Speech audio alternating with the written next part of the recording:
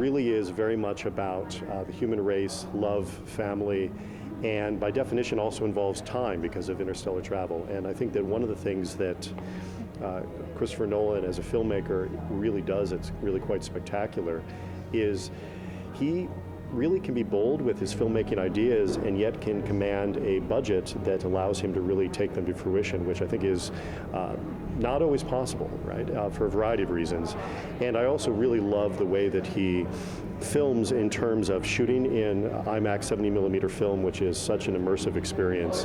And on top of that, the way that he uses his little special effects as realistic, or as possible rather, and as a result, the set pieces are just exquisite, very realistic. I mean, you can walk into our Smithsonian Museum and see actual spacecraft, come out here and look at the set piece, and it's almost a seamless transition, which is a pretty special thing. Not every film that we bring in is necessarily tied directly to the mission. Some of the feature-length films aren't. This one is, in the same tradition that we have the original model for the Star Trek from the 1960s show.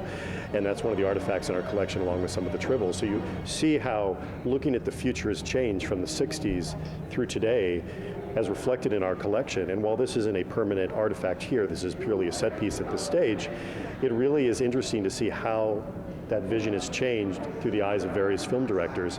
We also have a virtual reality experience, the Oculus Rift here, which takes you through the Endurance spacecraft. And it's an interesting experience both in terms of experiencing the film itself, Christopher Nolan's vision, but it's also great technology and cutting edge immersive technology. So it really kind of brings it all together.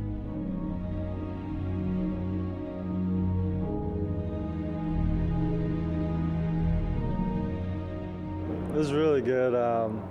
It kind of captured exploration in the movie, and that's kind of where, you know, we all started, like the pioneers and everything. So it was spectacular. It was awesome.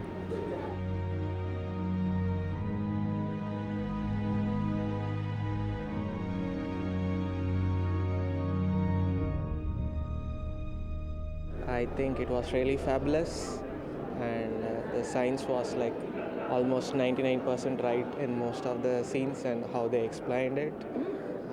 And I think after Ernest Shackleton's Endurance, Christopher Nolan's Endurance is gonna reach places.